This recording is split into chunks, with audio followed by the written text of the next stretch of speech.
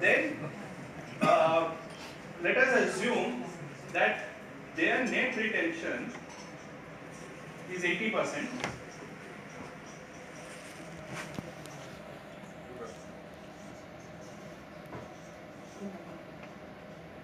And they have a quota share cession of 20%.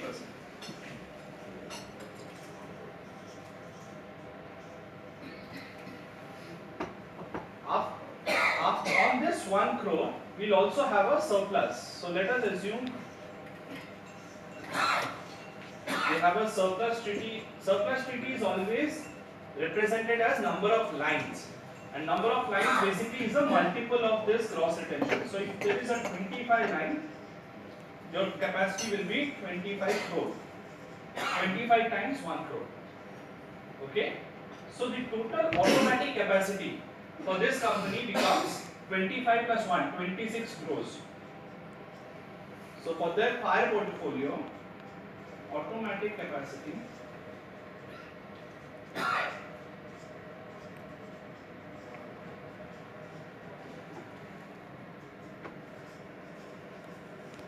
becomes 26 crore Taka.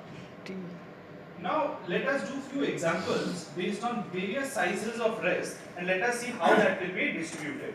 So as we have taken the first example, let us take an example where someone asks you say for a 2 crore policy.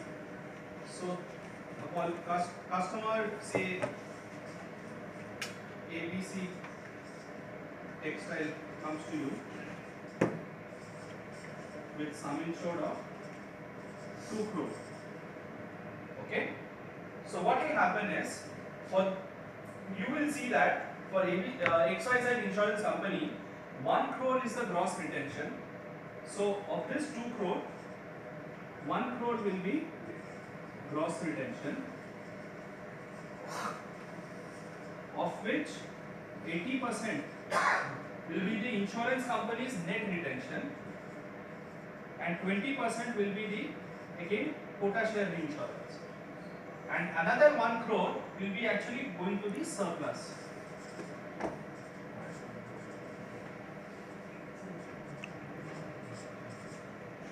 Okay.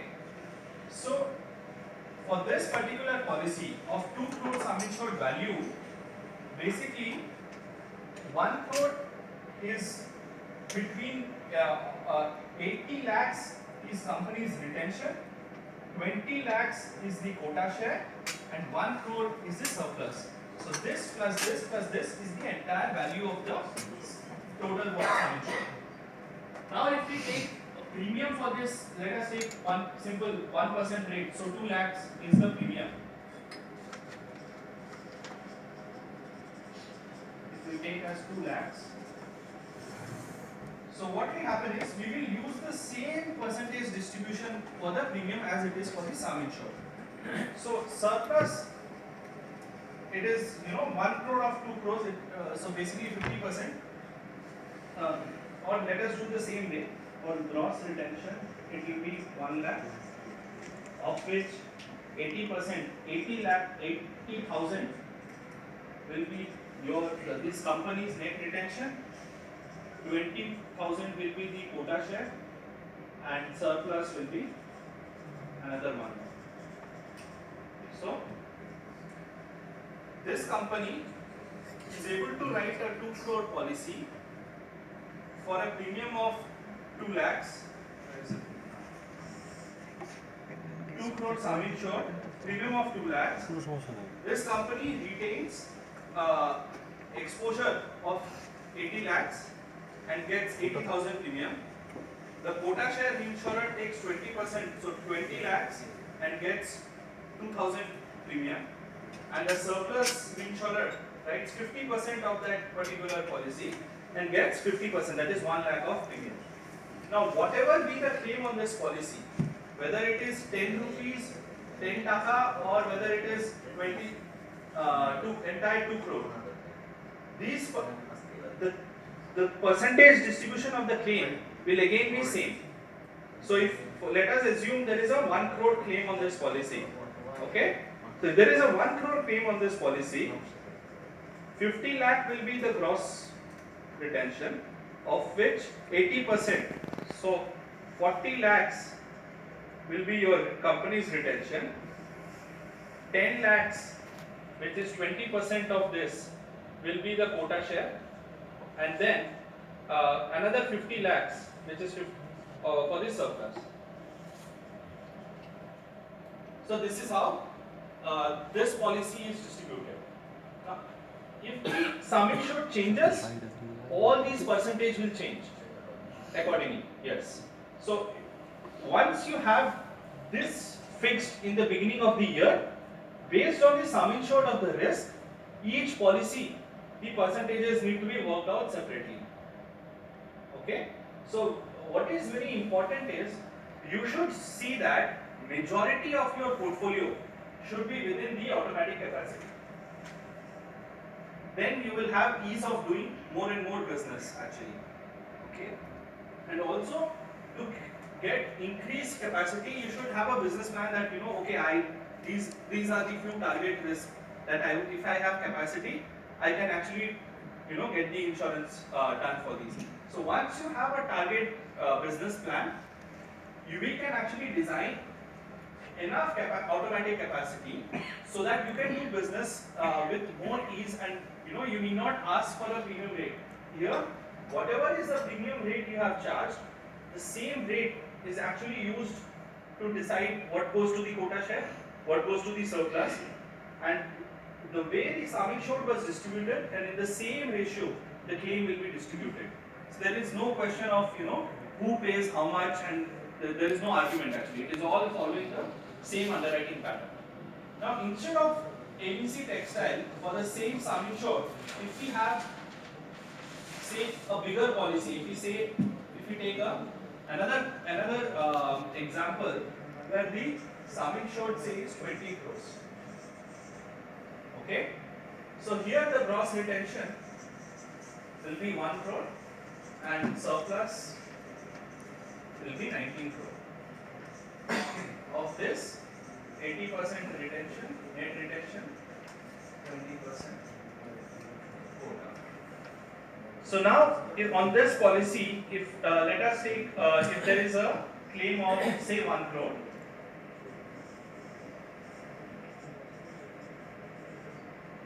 Here what will happen is, this claim,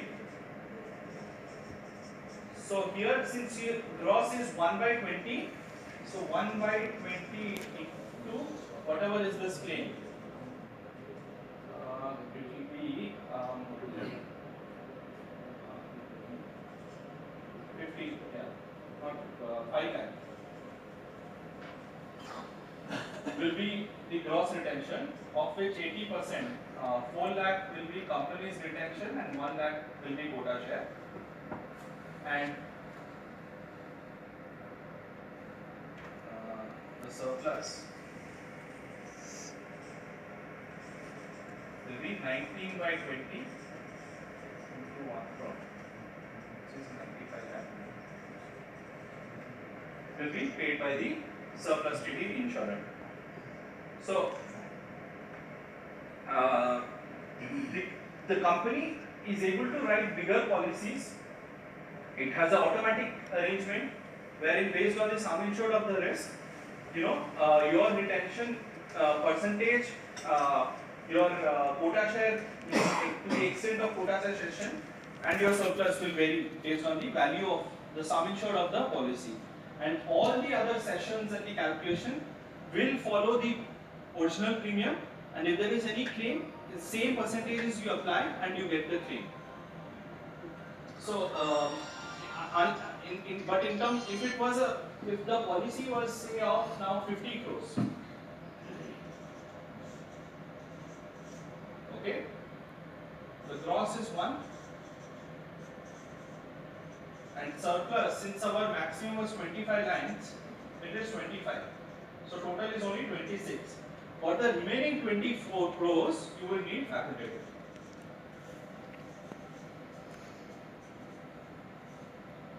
Then it does not become automatic. You have to explain what is this risk to another reinsurer, and he will tell you, whether he is interested to participate if he's happy with the deductible, if he's happy with the price, or he will put his own price. So that if this sum insured is more than your automatic capacity, then it is not simple. Then you will need someone else to tell you what should be the rate and what should be the price at which you can do this business. What else? So what happens is, now in a facultative also, moment you do this business, he would expect you to give the premium because it is just like original insurance. But in a TT, what happens is, it is quarterly accounting. So what you will do is, all the policies in one quarter, you will underwrite, and each of these policies based on the sum insured you will distribute. And you will also distribute the premiums that you are getting on this policy, and if there is any claim, you will distribute the claim also into this. And you will total up the total premium and total claim in a quarter. And then what you do is, you will prepare something as a statement of account. Okay?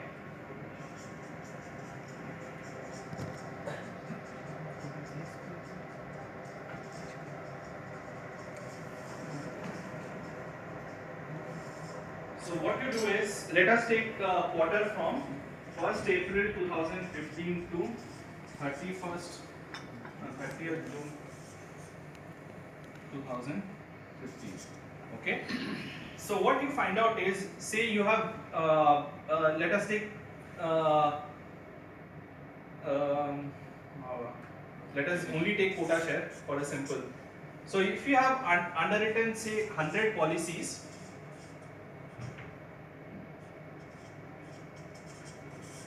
the total based on the value of the policy and the premiums of each of these policies, say the total premium for the quota share, let us say it is 10 lakhs. Okay, this is premium. Okay, then you will have quota share claims also. On these policies, if whatever be the claim, you will actually, and whatever you have paid, so you will declare that, say it is 2 lakhs. Let us take quota share commission as 30%. So it will become 3 lakh. Okay. So what you will do is, of this 10 lakhs, this is a credit entry for reinsurer and debit for you.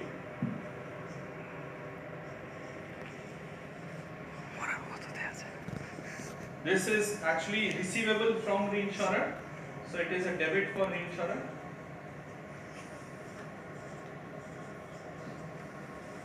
And then claim, the commission is actually a credit for you and again a debit for reinsurer. So we will subtract this. So what you do is credit minus debit. So ultimately it will be only 10 minus 2 minus 3, 5 lakh. So after end of the quarter, you will do this accounting and you will tell the reinsurer that in this quarter, there were 100 policies that you have given insurance for. Based on the sum insured of those policies and the premium on those policies, the total, say quota share premium is say 10 lakhs. There were claims on these policies during the quarter. So the total claims in this quarter say is 2 lakhs. So this is a debit for the reinsurer.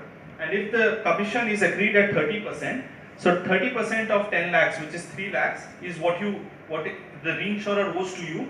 So you subtract this also, and then what you tell him is, in all, I need to pay you only 5 lakhs. And I think there will be some duration defined, another 45 days after the close of quarter, you will do the accounting, and then in another 30 days after that, you need to pay only the 5 lakhs. For which you would have already received premium from the original policy holders during the quarter. So there is no fixed cost to the company in a proportional treaty. In an excess of loss, you have an MDP, which becomes a fixed cost. We will get into excess of loss after this, but there is a fixed cost. Here, there is no fixed cost. If you don't, if somehow, let us say in one quarter, you don't write any policy. So the premium for that quarter for reinsurer will be 0. There won't be any fixed cost to the insurance company. Whereas the cost or the sharing of premium will only be a percentage of the business that you do. So as a, and also it's all proportional. So the exposure that the reinsurer is taking, to that exposure you are giving the same percentage of the premium, and if there is a claim, the same percentage of the claim also you are recovering from a reinsurer. So if something goes wrong, if there is too many claims, he'll also pay the same percentage of those claims as the percentage of the claim received. So that's why proportional is known to be the simpler or the easiest form of reinsurance, where everything, the risk sharing, the premium sharing, and the claim sharing is all in the same proportion.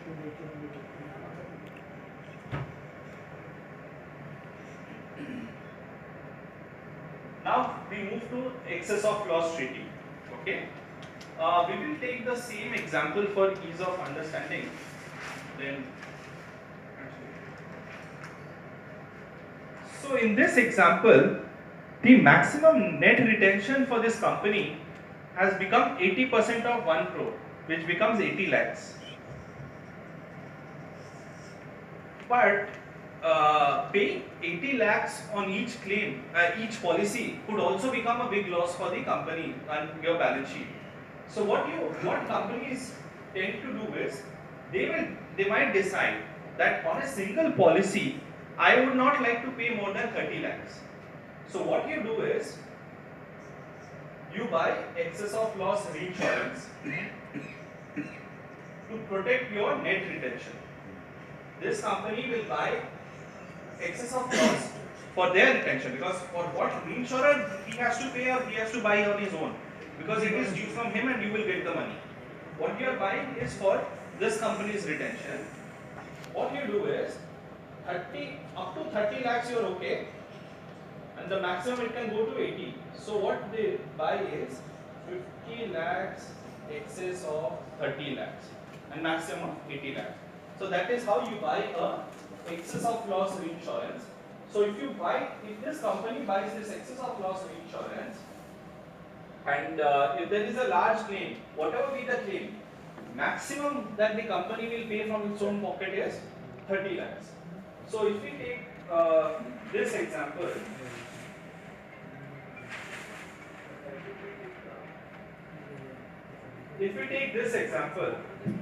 and let us assume that there is a total loss on this particular policy. Okay, so we had sum insured of 2 crores, premium of 2 lakhs, and let us say now we'll have a claim of 2 crores. So when the claim is of 2 crores, so gross will be 1 crore and surplus will be 1 crore. Correct? The same percentage distribution. And of this 1 crore, 80% will be net retention and 20% will be quota share. Correct? So this is also automatic. This 20 lakhs will come to you from the statement of account. This 80 lakhs, what you are retaining, on this you are buying another reinsurance, which is the excess of loss retention. So of this 80 lakhs, first 30 lakhs is what you will pay, and the remaining for 50 lakhs you recover from this particular another form of reinsurance called excess of loss reinsurance.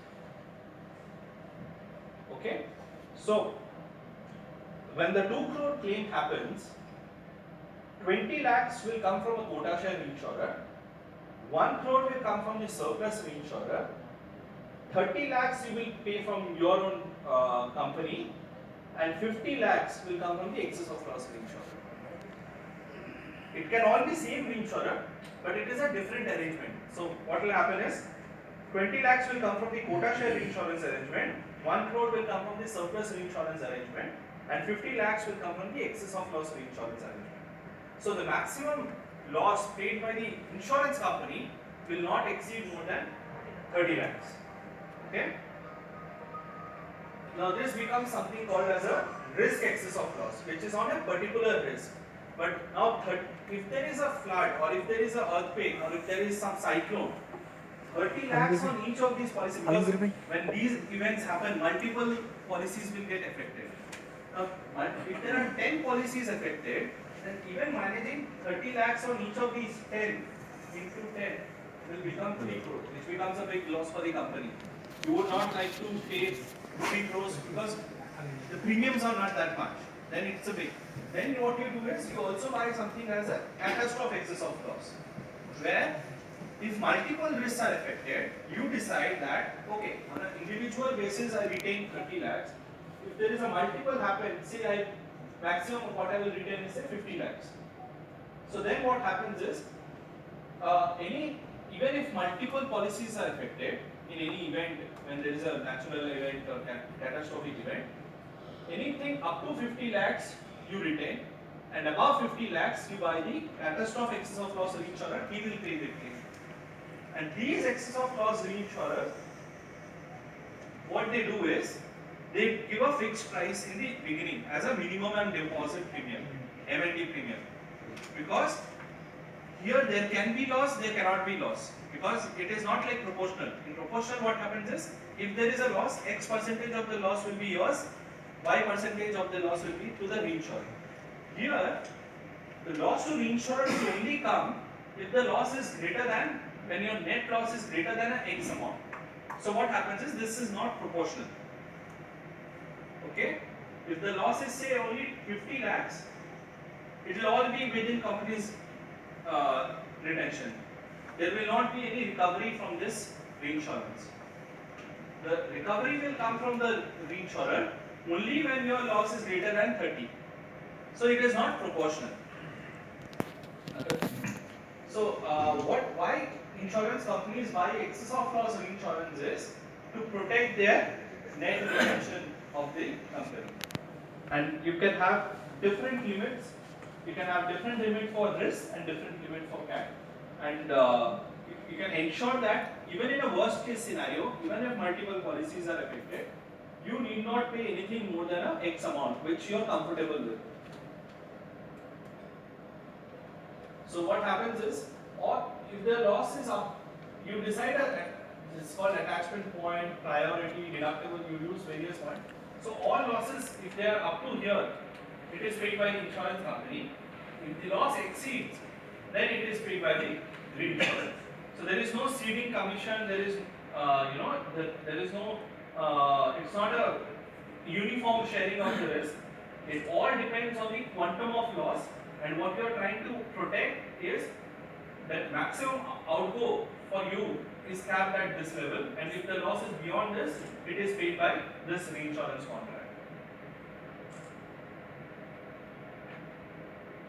So there are multiple types of excess of loss. Per risk excess of loss basically is to take care of one particular claim. This, as we saw, 50 excess 30. Then there is something called catastrophic excess of loss, when multiple risks are affected. Maybe you would expect, there can be say a 10 crore loss also. 10 crore, so then what you will do is 9 crore 50 lakh, 9.5 crore excess 50 lakhs. So even if there is a catastrophe and if there is a 10 crore loss to your balance sheet, you pay only 50 lakhs, 9.5 crores is recovered from the catastrophe excess of loss insurance. Per policy is basically facultative, per policy excess of loss. And there is also a concept called aggregate excess of loss, where what happens is, you aggregate all the losses to your retention across all policies that you write, and then you say that, okay, in a quarter, maximum I will pay from my pocket is say 1 crore, and beyond that I buy reinsurance. So those are not very popular, but it can be done. Aggregate excess of loss can also be done.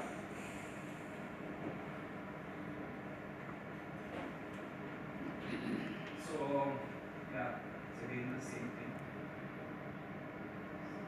Here basically we have having single event affecting 2 buildings. So if you are buying a risk excel greater than 50,000, you retain 15,000 here, 50,000, total becomes 1 lakh. Whereas if you buy a catastrophe cover, then you can actually contain that. If the losses are happening, the same losses affecting 2 buildings, then you actually go to your catastrophe excess of loss instead of the risk excess of loss.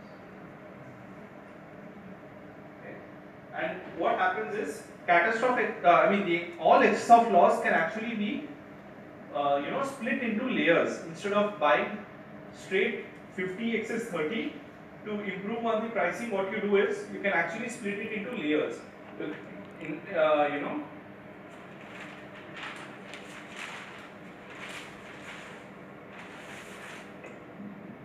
So what happens is you decided that your maximum exposure is 80 and you are retaining 30.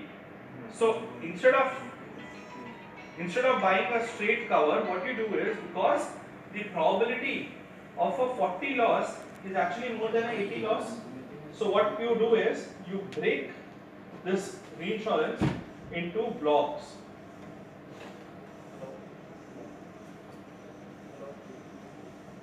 So what you do is 30 is your retention.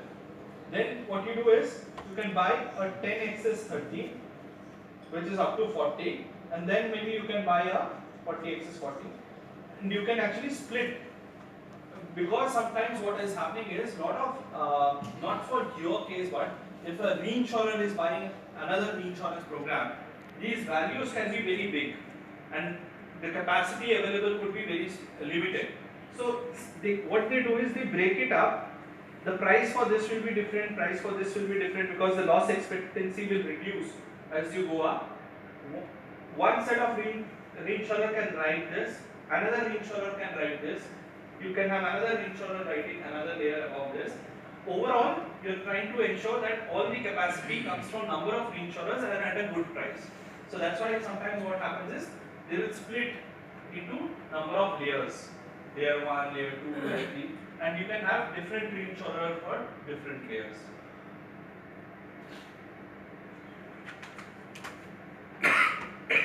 Now, coming to designing a reinsurance program, whilst all that we spoke are now concepts. We spoke about quota share, it's a concept. Surplus, it's a concept. What should be your retention? That is also something which is very specific to one company. What is the right retention for you may not be the right retention for another person. And same way, what is the current automatic capacity for you may not be the requirement of another company. Some other company's requirement may be higher, another company's requirement may be lower. So to understand, or design adequate reinsurance, we need to understand, the profile of your company. What is your business? What is your target? How you differentiate from the other your competitors in the market? So you need to understand your profile. If possible, your balance sheet over the last 3 years to understand, what is your capital and how you are planning to grow, your underwriting philosophy. What are the target risks for your company? What size? What should how you will achieve those businesses? So which class of business? What size of risk? We need to understand that. Then, if you could also give us your current reinsurance, maybe your current reinsurance itself is efficient and you need not change. It's always not necessary to change. So we need to understand, what is the current reinsurance, and if that matches all this, then you need not change. Or if we see that there can be some change done which will help you, improve on your current business, then definitely we would suggest that. If you could provide us with your risk profiles, then actually it gives us an understanding of what is the current portfolio that you have, the size of the risk, the premium ceded at various levels, number of risks, and the claims actually. Your catastrophe accumulation, if there is any particular district where you have more business, then that will help us determine how much the limit of the catastrophe itself that you need to buy. The statistics, basically performance of your current reinsurance, how good it has been, because ultimately the commission levels from the reinsurers are depending on the performance of your contract. So if your performance is really good, say if your loss ratio is 50% and you're getting only 20% commission, then definitely you can increase, because reinsurer is making a lot of profit, he's making 30% profit. So you can increase from 20% to say 30%, so that if the loss ratio is good, you can actually negotiate for a higher commission. So the previous, past statistics become very important. If there are large losses, then we need to understand what are these losses. Whether it was one odd event, some reason why this large loss happened, so that we can spread the loss across time and not expect that all these losses need to be paid back in 1 year. And then the most important is if there are any change in business plan or any change in strategy of the company in the next year, whether you want to do retail business, you want to do corporate business, you want to do the large property business. So we need to understand very clearly what is the company's business plan for the next year. And once we have this, we will be able to see whether your current structure is efficient and you can continue the same way, or if we can propose some change which will help you and your company to actually expand or enhance your current business to achieve whatever the business targets you have.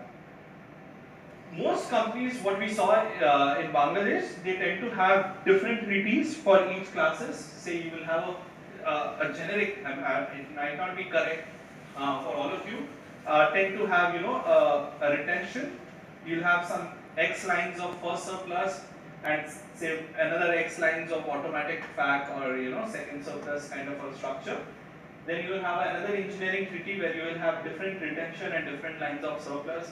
You'll have a marine treaty, cargo treaty, some people might even have hull treaty, again retention and number of lines. And for miscellaneous accident classes, again you can have a different retention and different treaties. What happens is, because all your portfolio is still under development, some of the bigger companies are there for a lot of time and their portfolio is pretty stable and they have a lot of renewal business.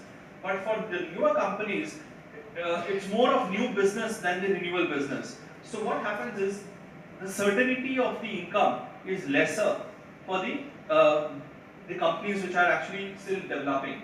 So the volume of premium is never a guarantee. You give an estimate, you can only project an estimated business, but the certainty around that is little less. So what we actually have done successfully across the region in India, in Sri Lanka, in Nepal is, instead of buying separate unique treaties for each line of business, what you could do is you could buy a single multi-line treaty with sections for fire, engineering, marine, miscellaneous.